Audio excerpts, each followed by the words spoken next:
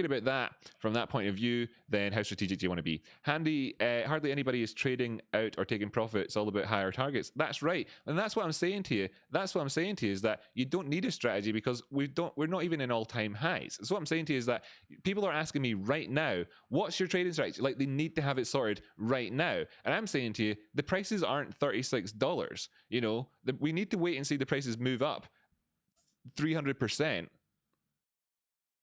Or a significant number of people have asked me, what's my exit strategy? And it's really funny. It's like, why are you talking about my exit strategy? It's like when you arrive at a party and you've just arrived, you've taken off your coat, you've got a drink in your hand, you're enjoying the music, everybody's having a good time. And then your girlfriend comes up to you all the time. She's like, when are we leaving? When are we leaving? When are we leaving? And you're like, I'm trying to have a good time here. But when are we leaving? And it's like, look, it's 8 p.m. We're not going home until way after midnight, right? Could you just leave off? And then it gets to 20 past 8. And she's like, when are we leaving? But how are we leaving? Are we getting a taxi home? Are we getting the bus home? And you're like, come on, we've got hours and hours. And in this instance, months of really good times ahead.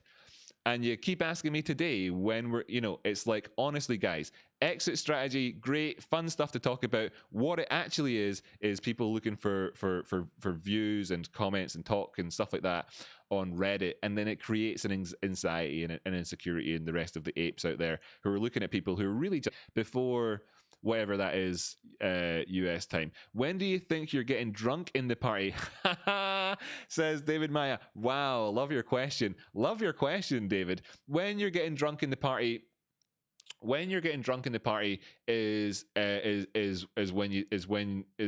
start to lose sort of your head. Now we can stay quite rational, and it's not hard for us because we're aware of this. It's easy in advance to stay rational and things if you're aware of them in advance. Okay, so we can stay rational. Just put it up to the weekly time frame on AMC, and I've changed the chart to logarithmic, and look at this. You're not drunk at the party, right? You're not drunk at the party until we've seen the prices hit $270, right? We're starting to get drunk at $270. Okay, we're starting to get drunk. Maybe when our girlfriend comes over to us and says, hey, should we get a taxi home or something like that, maybe at that stage we're starting to think that we should. However, the answer is that we're not going to even think about that again until under $200. Okay, at that point. So if we get to $279, bearing in mind there's a stock that costs $9.80 at the minute, and that is of course an increase in terms of percentages of I can't be bothered doing mathematics, do it yourself. And then we would see a big drop. If we see a big drop down there, that's when the shakeout will happen. If we want to see this actually do the incredible squeeze towards the top side, the incredible squeeze, then what I'm looking for is actually to take profits probably closer to around about the $2,000 area was when I would start to consider if things are going to really go crazy. Now, things only go crazy once every sort of number of years, etc. And it's nice to be a part of that. So I would want to be a part of that. Okay, I wouldn't want to be sitting here at the sidelines thinking I'm not a part of this thing, which I talked about months ago haven't happened. Okay, so I want to be a part of that. However, at that stage, then the world is drunk. Okay, then this is when what we want to see happen in terms of this party is for a big fight to kick off in the living room and for everybody to go crazy and the prices to pop up the way. Then of course I'm holding on to at least 10 shares at this point, aiming up for 169,000. Sorry, let me get this right. 1,693,310 is where I'd be looking at. Okay, 1.69 million if we can absolutely destroy every single other asset on the hedge funds shorting books, and we're standing there with our drink in our hand, our girlfriend who's still saying to us, I think we should leave, as we stand there and watch as the massive TV gets smashed on the wall, the glass table gets smashed, and the guys are all the other idiots are all fighting amongst each other, and we get to stand there. And wouldn't that be a lovely party at the end of it to be like, ha, what a bit of drama, that was a bit of fun. And then we can head off having sold 10 shares at a total price of $17 million. Okay, that's what 10 shares would get you at that point. But that's when we're in the insane world. It's insane. It'll be like Fear and Loathing in Las Vegas in the scene when he's going into the carousel off his face on mescaline. It will be very difficult to communicate effectively at that time. Okay, we will lose some of our speaking faculties, I'm sure, as we stand there gobsmacked.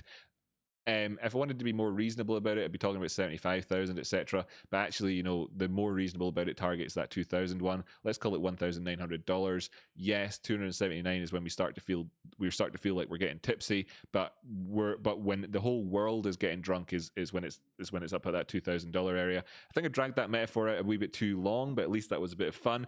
V Bardos says, I read about determining the alpha wedge of GME peak during MOAS. If HFs, hedge funds, are aware of apes looking for alpha wedge, could hedge funds paint the peak differently? Yes,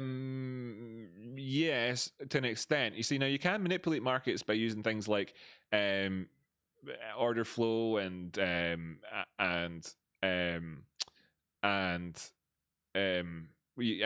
like, you know, OTC desks and everything else like that. But what we're talking about, you have to understand that what we're talking about is people who think that they're king of the world, right? What we're talking about is people who think that they're the king of the world and that they control everything and they're untouchable. This is what we're talking about. These people sat at a desk, locking their door and crying and crying and crying, right? That's what we're talking about. We're talking about these people opening up their windows and looking out down to the street below and thinking, do I or don't I, right?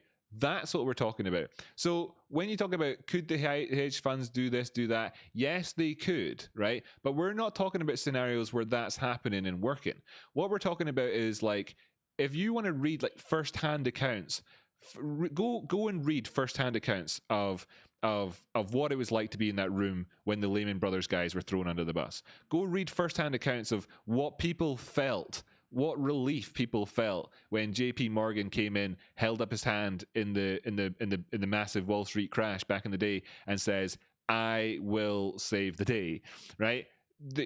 Those accounts, when we're not talking about something which is like, hey, some nefarious actions, let's just fix it up a wee bit here, pop that over there, phone up Jimmy, yo, can you help me out with this one? Yeah, no problem, buddy, let's just paint up the charts. No, we're talking about that guy going into his office, closing the door, closing the blinds, dimming the lights, taking a drink of whiskey, sitting down there, having a big cry, leaving his wife an answer machine message telling her he loves her, and looking at his window. We're not, right? That's what we're talking about here. We're talking phenomenal stuff. So let's just be clear. Short answer, no. Rocky Outcrop, there are some